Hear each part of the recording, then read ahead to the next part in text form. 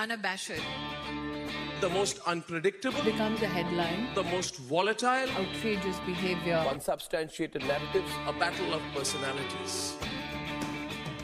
Welcome to Grand Tamasha, a co-production of the Carnegie Endowment for International Peace and the Hindustan Times. I'm your host, Milan Vaishnav.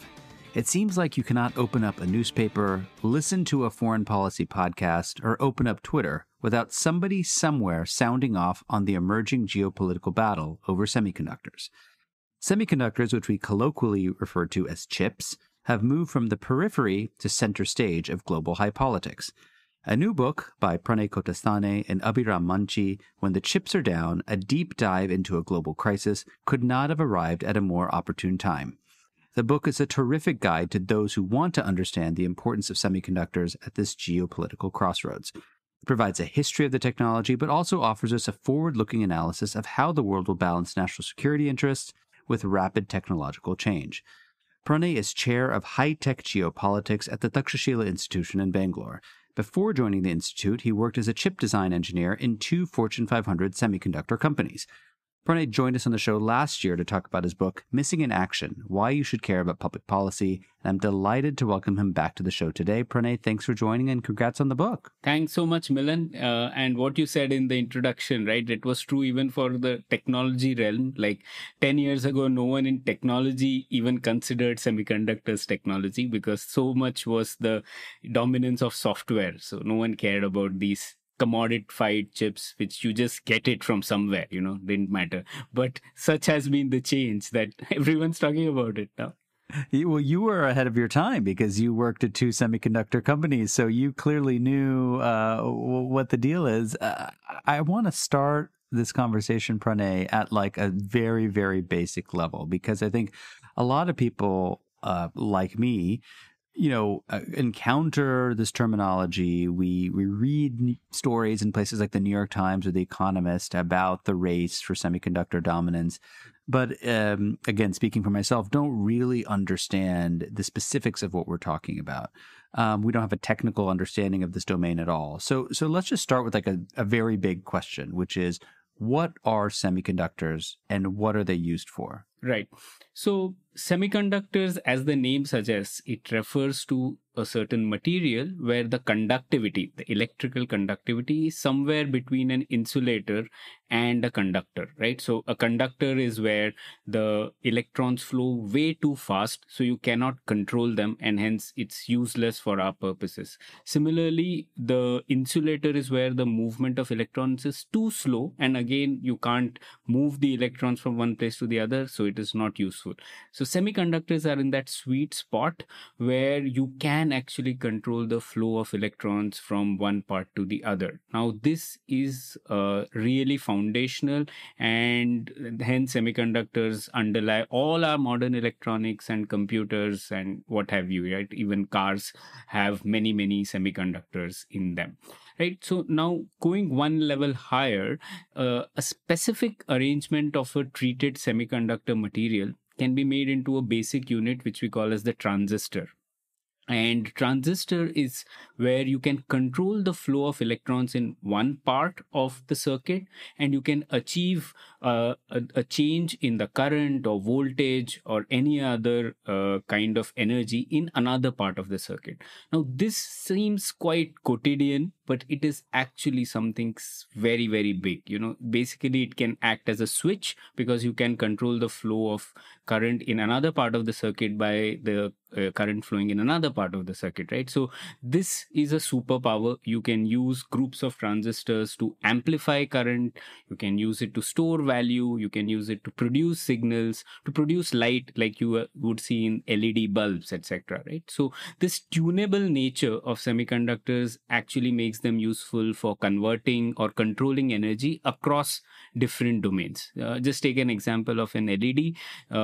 electricity flows in one part of the circuit using a transistor, and this transistor is made up of materials which, when triggered in a particular way, will release photons which give us light, right? So this is one simple example in which you're using electricity and converting it into light using something called a transistor. So this is a basic of semiconductors, and there's a lot of physics, etc., and chemistry which all combine together. But I can say that transistor probably is perhaps the greatest invention over the last 100 years, which has made all of these things possible. Now, so we start with the transistor, but what we call colloquially is chips, right? So when you combine many of these transistors, millions and millions of them, you can achieve very complex functionalities. So just to give you an example of the scale, if you have an Apple phone, the processor chip, which is the central brain of that phone,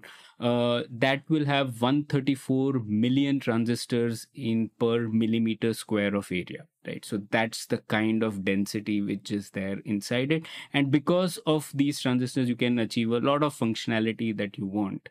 And this is the starting point. And ICs began in 1950s. Until then, you used to have these transistors which were made manually, which were designed manually. Their connections were made manually, and this was not a process which could be scaled up. Imagine if you have to do this for 134 million transistors on per millimeter square.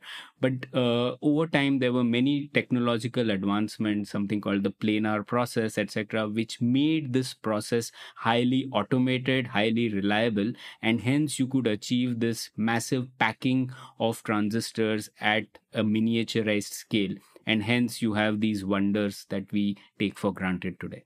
I mean, that was beautifully explained, Pranay. I wish that we had this conversation a couple of years ago. Would have made me understand the situation we're in a much better.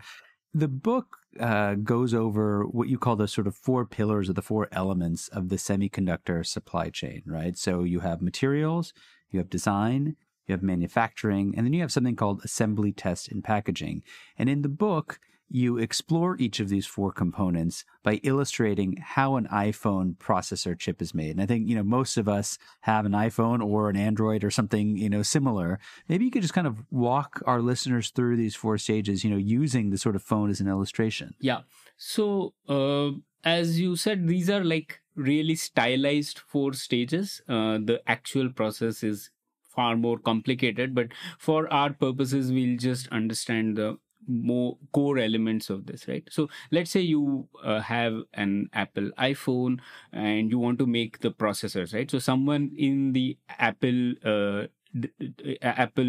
team will decide that you need to have a camera of this specification, this latency, and it should be this powerful, so on and so forth. Now finally, to achieve that functionality, you need to make hardware that can achieve that kind of processing speed, power, etc. So to do that, first stage that we generally talk about is the design stage. So in the design stage, what a person will do is they will go, and it's literally like building a city, just like an architect builds a city. Someone will actually plan out that the camera module should be on this part of the chip and the processor module should be on that part of the chip. This is how the power lines will be laid. These are where the drains will be laid, right? So all that process happens in the design stage, where you're literally planning these things out. So you can imagine you're literally planning what those 134 million transistors, how they are going to be placed. And this obviously you can't do it manually. So there are software tools which help you to do that. They are called electronic design automation tools. But these are softwares which help people do this. So this stage is called the semiconductor design stage. It is a very human capital intensive stage. You need a large engineering team to be able to convert something that you want as a functionality for an Apple phone into these hardware blocks which will end up achieving this functionality. So the output of the design stage is finally just a set of electronic files which are literally telling a person where these components are placed and what is the type of connection between them and so on and so forth. So you can imagine a very big file which just tells you that. Now the next stage is where you actually realize this imaginary thing onto something physical. So that's what is called the manufacturing stage. And this, as you can imagine, it is a highly capital intensive stage because you literally have to carve out all these things on at a very, very miniaturized scale, right? So now we are talk about 5 nanometers or 3 nanometers. So that roughly indicates the smallest feature size. So I mean, a human hair is way, way thicker than that, right? And we are literally talking about a few atoms apart, and that's the pitch at which you need to etch out things on a material. So to achieve this functionality, you need purity levels, purity environments of really insane degrees. You need specialized suits for people who go into these environments. You need specialized gases, etc. So all that comes into the materials part, and all of this is happens on a semiconductor, which is generally silicon. Sometimes other semiconductors are also used, but most commonly it is silicon. So that's where the materials part comes in. You need to be able to produce this silicon ingot, and you need to cut it in a specific way, and you need to ensure that there are no impurities. Imagine if a hair falls on it, you might actually short the circuit and it might not be functional, right? So you need to achieve, you can't even have a dust particle. And so semiconductor manufacturing environments are some of the purest environments in ever made possible by human design, right? There's nothing more pure than that. So you need to achieve that kind of functionality. And so once you have that material, you will etch out that design using the files that the design stage has given. And in the manufacturing stage, you do this using very specialized machines. And that's why it is very costly. The TSMC fab in Arizona, for example, which has just started, it cost a whopping $12 billion just to start up, right? That's the kind of cost you require. Once that is done, you have a big waffle-sized disk on which there are chips, dies, which we call, and these functionalities are achieved on that. Next stage is to actually cut this waffle, and all the squares on a waffle you need to package them.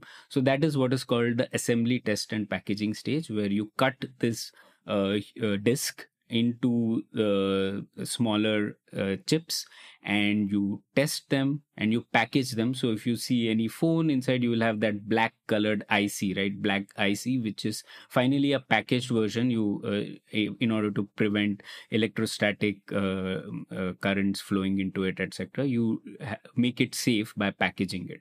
So that's the third stage, and this is a labor intensive stage. So you do need capital, but you need a large amount of people to be able to get this thing done. It might not be very high skilled labor, but you need both skilled and semi-skilled labor at this stage. So these are sort of the broad things. The output is finally that black square IC, which you see, it's ubiquitous, whether it's in your TV or in your washing machine or dishwasher. Pranay, I want to just ask you a little bit about the moment that we're in today. As we record at the start of 2024, chips have now been caught up in this larger swirl of geopolitical considerations, right? I mean, it's not for nothing that one of the most widely read books of 2023 was a book called Chip Wars by the scholar Chris Miller. I must have read a ton of year-end kind of best of lists, right? Particularly by people in the policy world. And this one was like on every list. Tell us a little bit, again, just kind of at a macro level, what are some of the underlying geopolitical factors that are fueling this present race that we're experiencing, this race for dominance in the semiconductor space? Yeah. Actually, before I say that, I think the word race that you used, or contestation, is a better framing, according to me, than a war, because this is not a war in the sense that there is no there won't be one victor or the other. And from an American perspective, I think the war framing has a lot to do with aligning domestic vectors to get some things done at home. So just like there have been wars on drugs and wars on many other Poverty. things. Yeah, war on poverty. This is another, that kind of war. So it's not necessarily something which is a zero-sum game between US and China, because the entire supply chain is so diversified and globalized. So with that out of the way, the reason why I think today is when we are talking about semiconductors I call semiconductors as metacritical, not just critical, because there are three different kinds of reasons which have converged at this moment to make semiconductors an important thing and that everyone is talking about. So the three reasons are: one is geopolitical, second one is geoeconomic, and the third one is technological. I'll go through each of them. So the geopolitical reason is, of course, one, the four stages that we talked about. In that, the most crucial stage is manufacturing, given the huge capital investment required. Now, the way the industry has evolved, that Taiwan is a crucial node for advanced semiconductors. So whether it is the advanced semiconductors for F-35 aircraft or whether it is for your iPhone, it would be made in TSMC in Taiwan. Now, given China-Taiwan relations worsening, there is a fear that if China were to, invade Taiwan, or even if not invade, if there's a blockade of Taiwan, what would be the repercussions of that on the wider world is a geopolitical concern motivating a lot of these actions. The second geopolitical reason is just US-China relations, right? Now, given what that relationship is going through, there is again an idea that how can US get ahead of China? And obviously, big nuclear weapons make big conventional conflict unlikely. Similarly, the economic interdependence is so much that you can't even have a huge economic decoupling.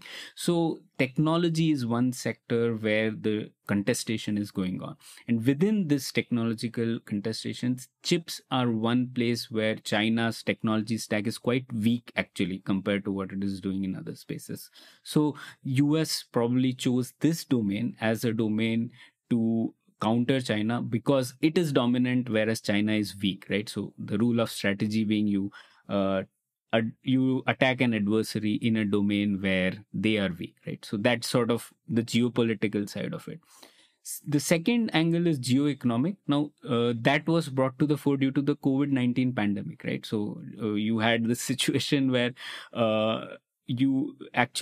chips were available, and then because of the COVID-19 pandemic, the people who used to place orders at these manufacturing firms just stopped placing orders, like the automobile firms largely. And when the demand again picked up, these automobile firms couldn't find any slots from these manufacturing players because all of us were on Zoom, all of us were on computers. So the demand slots for manufacturing were picked up by the producers of laptops, computers, data centers, and so on and so forth. So automobile firms realized that, hey, we need to do something such that this doesn't happen again. So, and it's not just this, because this industry has evolved in such a way where there's comparative advantage based specialization.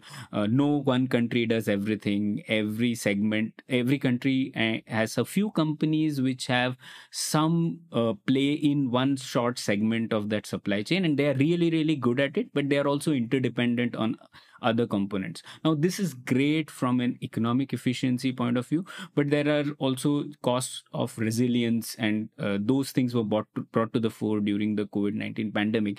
And many companies started wondering that if there's another COVID-19 pandemic, if there is an earthquake in Japan, or if there is a drought in Taiwan, all these are realistic scenarios. What happens to the industry? So can we at least try to address this, not from a geopolitical lens, but from an economic lens? Can we become more resilient? So that was the second reason.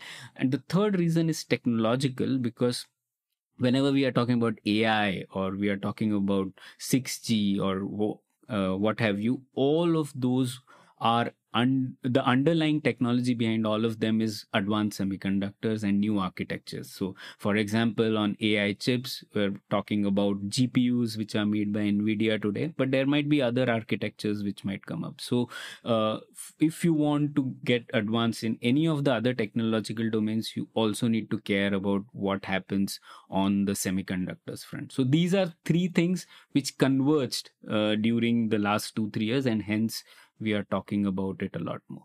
Pranay, I just want to kind of go back to something that you mentioned at the start, because I think it's really important to kind of understand how this is all playing out. We hear a lot about one Taiwanese firm in particular, TSMC. It almost has this kind of mythical status among people who sort of, follow this domain. Could you just briefly explain to us why this firm in particular became so essential? What it is that they do that is unlike what every other company in this sector has been able to achieve? Right. Yeah, that's a great question. So let me just again go back to the four-fold classification that we said, right? Materials and design, manufacturing, and assembly. So TSMC falls under that manufacturing bucket. So it does manufacturing only. Okay. So earlier, when there used to be an ICs with just 64 transistors in them, all of this could be done by one single company. So Intel could do everything, all of the 4 stages in-house. But as the costs kept rising and you had to do all of this, then capital costs, as I said, kept rising. You need $12 billion. How many companies can invest that, right? So what happened was this wonderful economic innovation as well, which just said that, people in Taiwan went and said that you don't need, whether you're AMD or you're NVIDIA, don't worry about the manufacturing part. We'll take care of that for you. So you only worry about producing great design and give us the files, and we will finally produce the physical IC for you, right? So this is called some pure play semiconductor foundry. So this is a model which was invented by TSMC. Before that, it was all integrated into one single company. So now this was a big economic innovation. It really took out the problems that a small startup would have, right? Imagine if you are a startup, you want to make a new chip and you have to invest $12 billion in making a new foundry. You are not going to ever begin to do anything. So TSMC said, you folks don't worry, we will perfect the art of making these chips in physical reality. So they don't do any design. They don't have any intellectual property on the design side, So for example, when Apple makes the chips, it doesn't say made in TSMC or, it's not advertised. It was just that we are knowing about it because of the geopolitical realities. So this is how TSMC became. And this was a new model, and it really took off because and it elevated the costs that all these design firms had. Second, TSMC pours massive R&D funding into keeping their manufacturing processes and facilities at the cutting edge. So for example, they've just committed around $30 billion in R&D investments a couple of years ago. So that's the kind of scale you're talking about, right? The third one is they have a track record of innovation. All of this is finally a recipe. You need to be able to make maximum number of chips in minimum number of time with minimum failures. So it's a recipe which they have perfected. There are other companies which have done that, but this company has done it better than anyone else. And final reason is they are very good at working with other global players. Like I said, manufacturing is just one component. You still need materials from Japan. You need specialized gases from Japan. You need the machine which actually does the etching from Netherlands. The company is called ASML. So you need to have a culture which can work with many different global players and still produce the best. And again, TSMC has been able to do that by working with very diverse players across the globe. So that's the reason why it is the linchpin of this industry today. It's very, very, very useful. And and actually links to what I wanted to ask about next, which is, one of the things you point out in the book is that high technology domains, whether it's AI or chips, are increasingly finding a place in various national security conversations we're having around the world. But what I also learned from your book is that this nexus between national security, technological dominance is not necessarily new, right? You have an example in your book. You talk about how President Ronald Reagan, way back in the 1980s, slapped tariffs on Japan in order to boost the American semiconductor industry as it was back then. So the so-called chip wars, or race for chip dominance to be more accurate, how new are they really? Is just kind of like a different episode of a series that we've seen before? Yeah, it is a different episode of a series, but this is a blockbuster episode, so you can think of it that way. Because earlier, there was a contestation during the Cold War period also, and in fact, USSR tried a lot to copy what was happening in the Silicon Valley. They had their own silicon city called Zelenograd, which didn't take off. So there was a contestation at that time. The second was between US and Japan, when Japan really became the dominant supplier of memory chips. And again, this was a big threat to the US dominance, and then it was resolved. But the change was that US and Japan were treaty allies, right? So they were able to resolve things amicably, sort of, and both of them agreed. So Japan and US agreed that there will be some sort of compromise such that both industries can go on together. That is no longer the case today, right? So US and China are really contesting. There is very little possibility of this kind of compromise which could happen with US and Japan. So that's one reason. The second difference is that we are today talking about a very broad range of technologies. It's not just about memory chips as it was the case in US-Japan situation. We are also talking about leading edge processors, equipment, material, even the software which I said about which is used now for making chips. That is also geopoliticized, right? There is contest over that as well. Packaging even. So all this is much broader than it was earlier. The third one is just industrial policy and subsidies are a lot more today, and US sees that as an existential threat given what China is doing, maybe underpricing, etc. So that is the third reason. And fourth, the industry is much more globalized today than it was earlier. So earlier you could think of US semiconductor industry, meaning that everything could happen in the US, and you could have an alternate product which everything could be done in Japan, and those two weren't talking to each other. But today that's not possible, and anything which happens between US and China or on this front impacts the rest of the world. So that is also a significant difference today.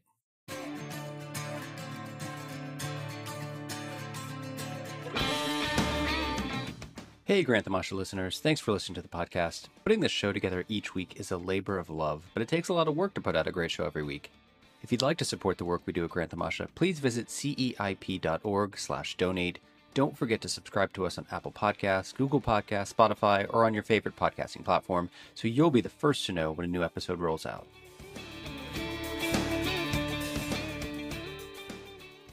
So this leads nicely to the next question I wanted to ask you, which is about the role of the United States. So I want to ask you how they've approached this moment.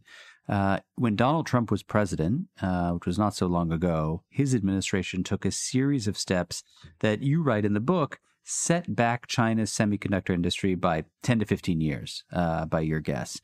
Tell us a little bit about what his administration did and why were the impacts and why are the impacts so deeply felt in China? Yeah. So I don't think it's just Trump's attempts, but it is also President Trump and President Biden's attempts. Both combined have set China back by a decade is what we estimate. That they can close the gap, but at this stage we feel they have set them back. So what happened during first President Trump's time was that in May 2019, the Commerce Department blacklisted Huawei and 70 of its affiliates, barring American firms from selling them certain technologies without government approval. So that was the first stage. And this sort of shed light on another bottleneck, which was chips. And hence there were again some export control orders specifically on Huawei and ZTE, which was another Chinese firm. So this was the first time when you realize that chips can be used as a geopolitical instrument in this particular contestation, right? So what they said is Huawei was trying to really progress and make the most advanced chips, and those advanced chips also have dual use cases, right? So they can be used in military or AI, military decision making, etc. So what this did was that it sort of stopped Huawei from first able to access the American market and also to access the chips which are really required to make some of these equipment. So that was the first step. And once the US saw that there is some success in this method, the Biden administration doubled down on it, right? So that was sort of the next step where it was formalized into a proper export control. There were rules put in place and all that. So that happened subsequently. This is the way it started in 2019, and then the Biden administration continued with it.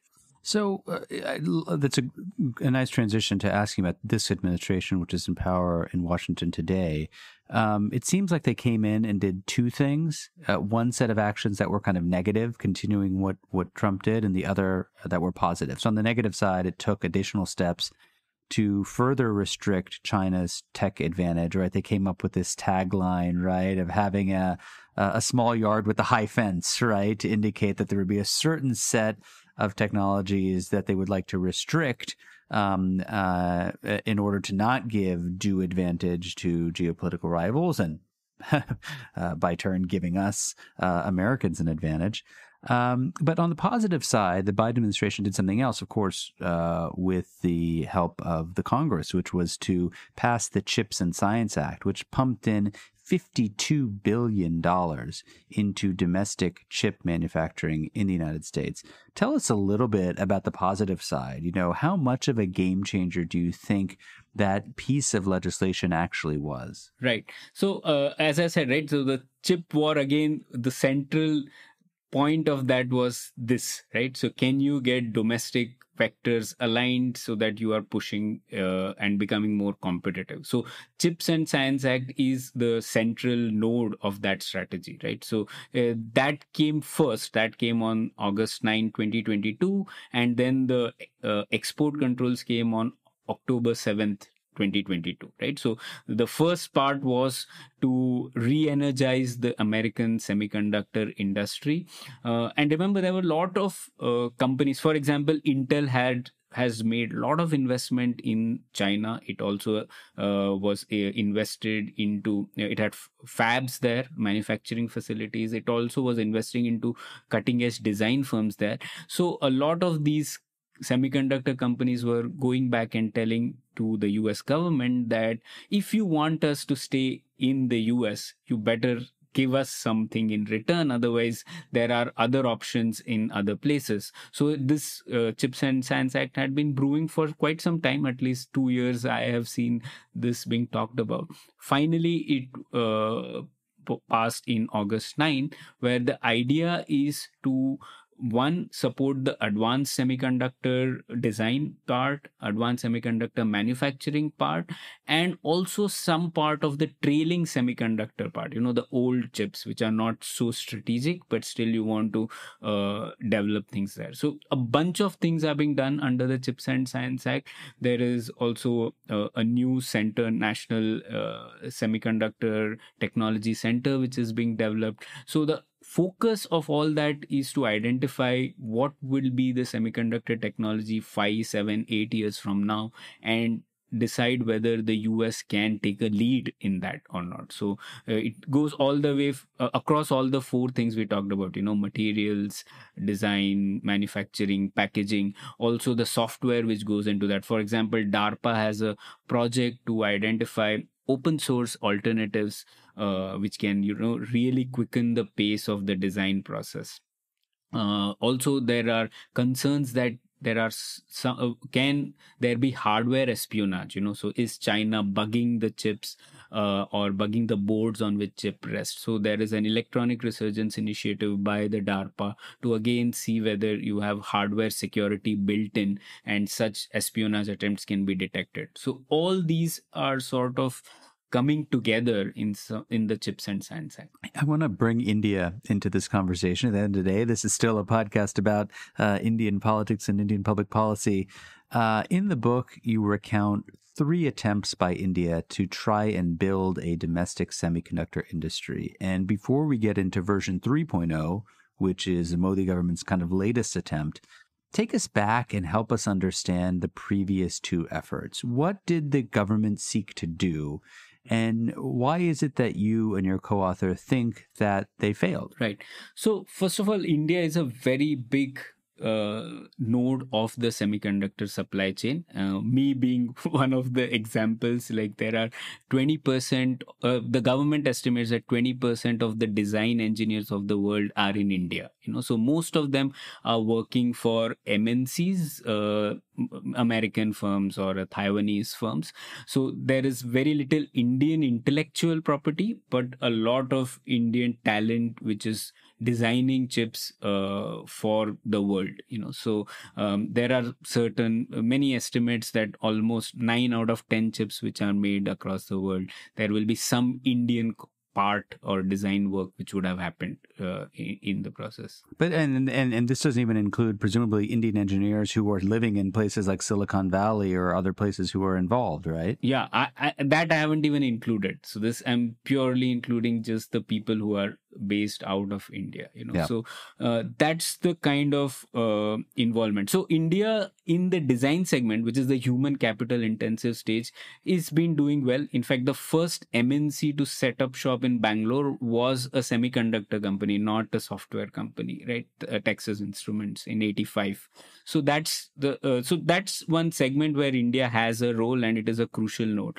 But where India has failed is in the manufacturing and assembly segment. That is where you have no presence. There are 0 commercial manufacturing facilities for chips in India. So that's what we were trying to address, why India has failed there.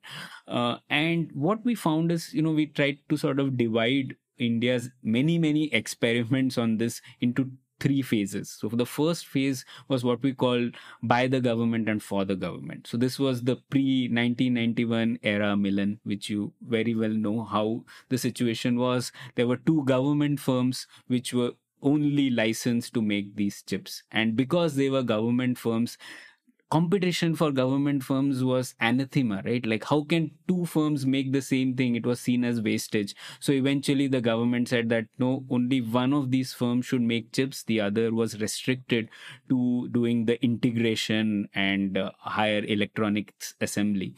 And that firm, again, you see a familiar situation there, that because they are government firms, as costs kept rising of manufacturing, you needed to keep pumping in money constantly. And the only way you can recoup that investment is when you are manufacturing globally, mass scale, for so that you can produce a lot of revenue, right? But when you're a government firm, why would you export? What's the incentive?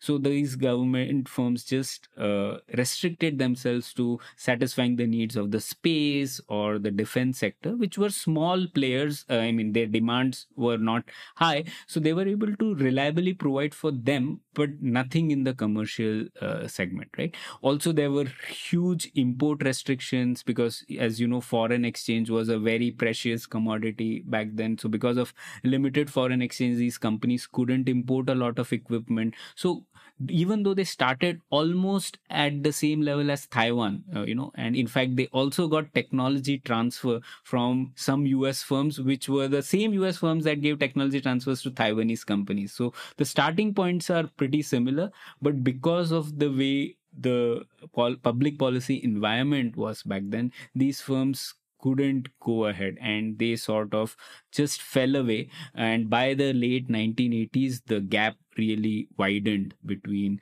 the Taiwanese firms and the Indian firms. So that was one phase. The second phase is what we call the phase, we call it the unease of doing business, right? So that is where you have this stage roughly from the 2000s and 2005, etc. Again, the talk started that we need to do something in manufacturing, and that was also the golden period for India's growth, right? 2002 to 2007. So there were many attempts made during that period also to start off new firms. There was one fab city which was supposed to be planned in Hyderabad again in 2006. Some of the AMD was one company which was involved in this. So there was again an energy. Also there was Chandrababu Naidu at that time wanted to get this done in Hyderabad, etc. So they wanted to start an assembly plant.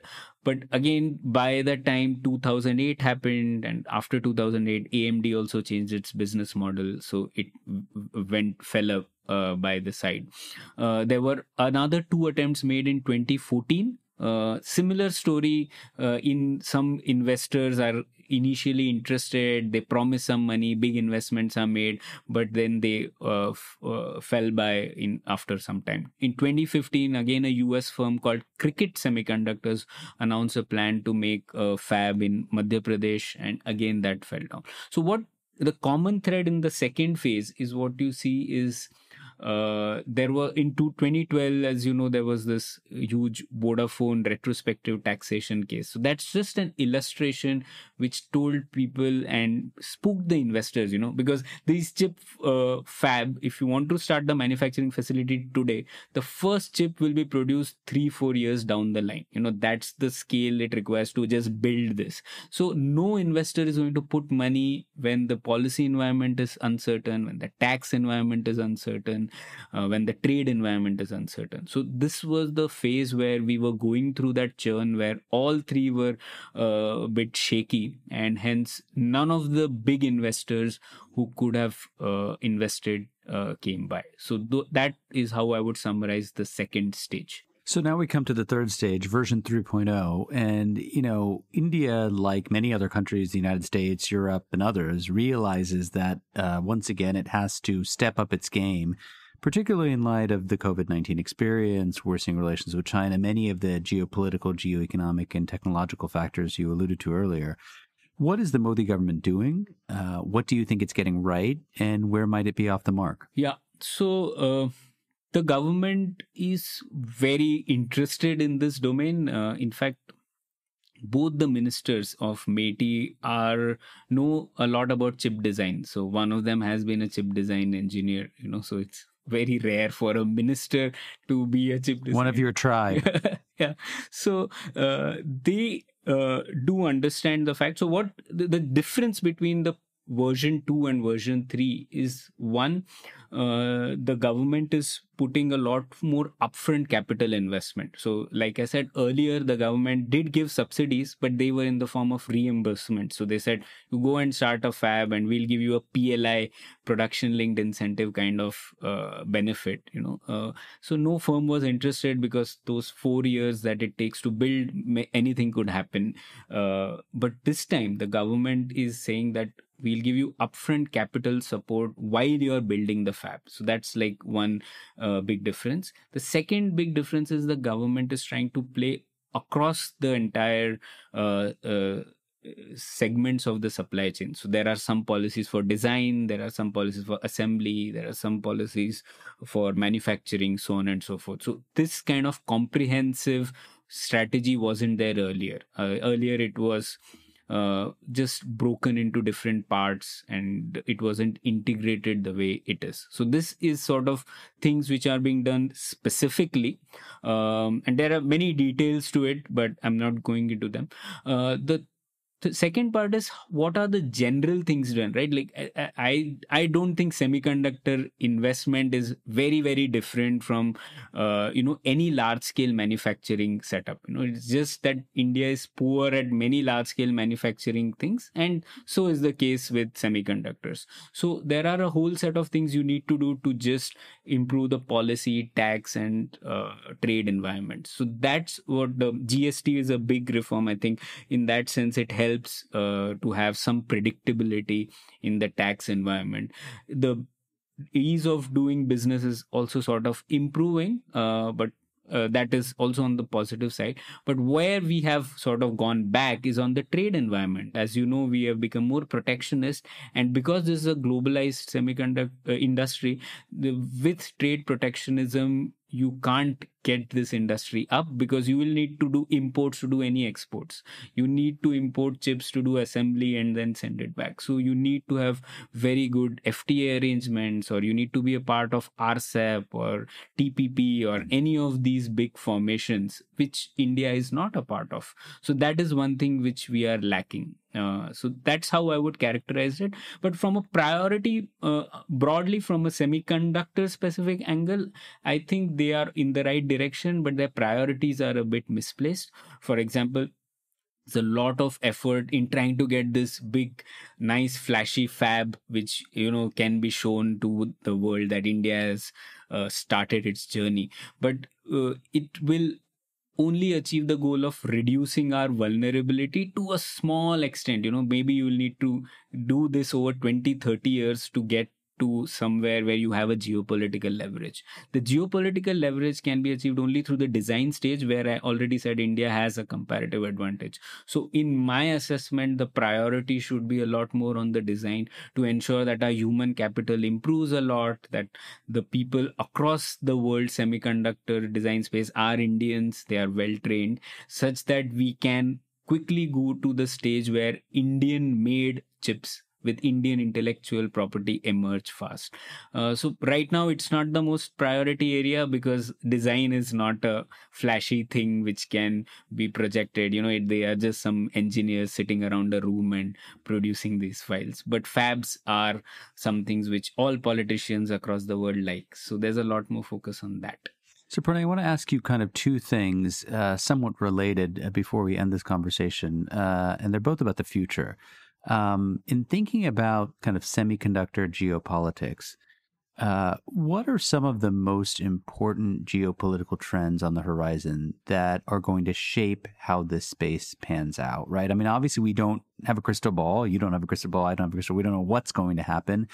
But as you kind of enumerate, the top list of things that you would worry about or that would keep you up at night, what would they be? Yeah, I think China-Taiwan relations is definitely one. From a geopolitical perspective, is something that I worry about, that will determine this.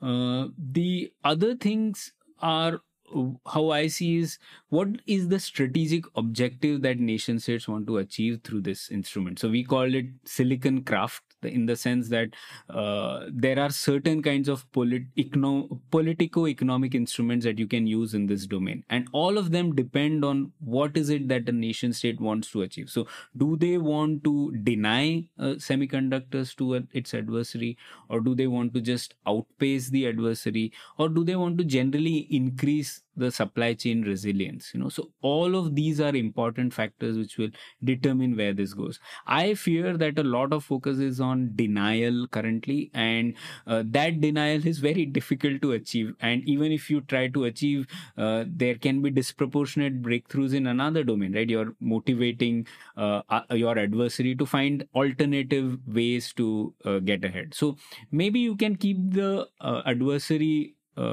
behind by a few years, but it will not achieve some big geopolitical goal in any case. So from that sense, I fear that there's a lot of focus on denial, and it's difficult to achieve denial in such a globalized environment. So that's what I would say. So I want to end by asking you about one objective that gets talked a lot about, but you're skeptical of, as you just said, which is a sort of a decoupling of the semiconductor industry, right? I mean, whether it's the EU, the United States, India, eliminating one's foreign dependence in this area is kind of a non-starter, right? And one of the things you say at the very end of the book is that countries sooner or later will realize that, quote, semiconductor interdependence is a boon, not a bane, end quote.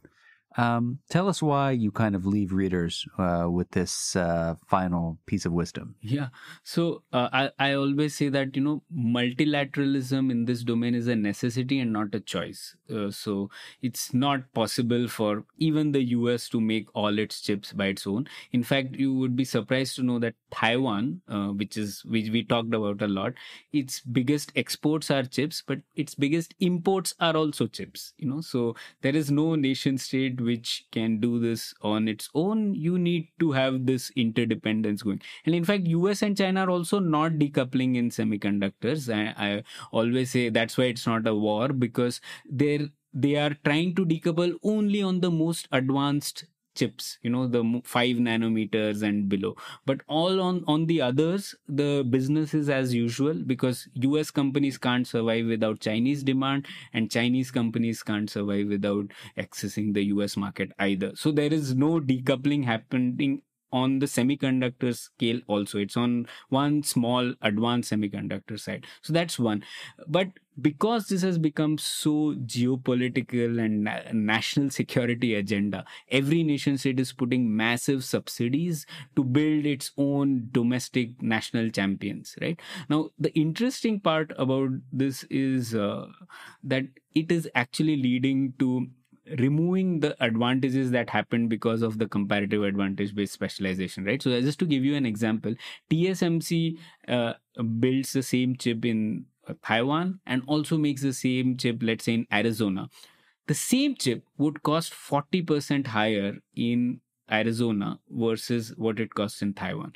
So just imagine a US company. Why would it buy something from the Arizona plant when it can buy the same thing from Taiwan, right? The same company, but why would it? So the only way you can make that happen is when you have local sourcing mandates. So imagine a world where the US companies are told that for national security reasons, you must buy American and buy an American chip.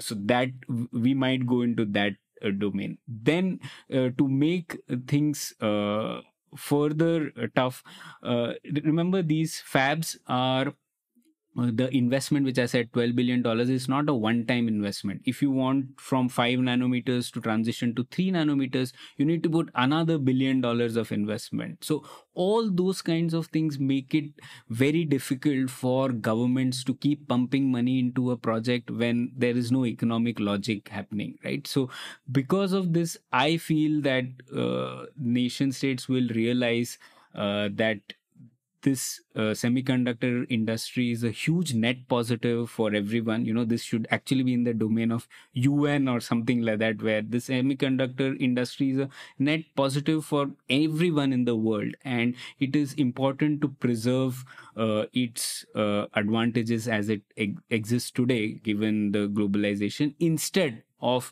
trying to do everything at home. So if nation states go down this path, the only way I see is they'll go into local sourcing mandates, repeated investment, and they'll realize that all of this doesn't get you anything, and it is much costly. And this semiconductor industry goes through cycles. We are seeing a huge, sort of euphoria because of the things that happened over the last 2-3 years, but you will see a downturn as well. And when that happens, all these logic will be tested severely. And I think that we have already hit the peak of semiconductor industry revenue, and over time we'll realize and hopefully go back to a world where interdependence works just fine with some adjustments so that we have better security built in, we have better ways to detect that if someone is trying to do espionage, etc. There are ways to do that without having to even think of decoupling. So, Pranay, it was an excellent answer. Not a great answer if you want to boost sales of your books, because it would be much better if this race in crisis continues. You were on the show last year talking about your book, Missing in Action. You're on this year talking about your book, When the Chips Are Down. But you have a new book, another book coming out. Just give us your quick kind of elevator pitch. Tell us a little bit about what your new book is about. Yeah, so our book is called We the Citizens, Strengthening the Indian Republic. It's by Khyati Pathak, Anupam Manur and me, and it's a graphic narrative on public policy, and we're trying to explain all the concepts that we talk about in public policy using a new format, and the aim is to reach to more people and more Indians specifically. I just want to be very clear that I made the mistake before we started recording of calling this a children's book. And Pranay thankfully corrected me. This is not a children's book. It is a graphic narrative book. It is meant for people of all ages. But to help us understand some of these concepts, they have introduced graphics. It reminds me of the time when I met a friend of a friend who is worked in animation, and I called him what did I call him? I called him somebody who works on comic strips or something, and he got really upset. He said, "I'm an animator," and so I will try not to repeat this mistake again. My guest on the show this week is the scholar Pranay Kotasthane. He's the chair of high-tech geopolitics at the Takshashila Institution in Bangalore. And with Abhiram Manchi, he is the author of When the Chips Are Down, a deep dive into a global crisis. It's a terrific primer for anyone who is struggling to keep up with this race for chips that seems to be sweeping the world. Pranay, thank you so much for the book, and thanks for taking the time to talk to us. Thanks for inviting me, Milan. Great to be here. Thank you. Grant Tamasha is a co-production of the Carnegie Endowment for International Peace and the Hindustan Times.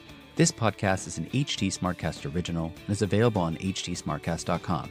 You can also find us on Apple Podcasts, Google, Spotify, or wherever you get your podcasts. Don't forget to rate and review. It helps others find the show more easily. For more information about the show and to find the writing we mentioned on this week's episode, visit our website, granttamasha.com. Tim Martin is our audio engineer, and Mira Verghese is our executive producer. Thanks for listening, and see you next week.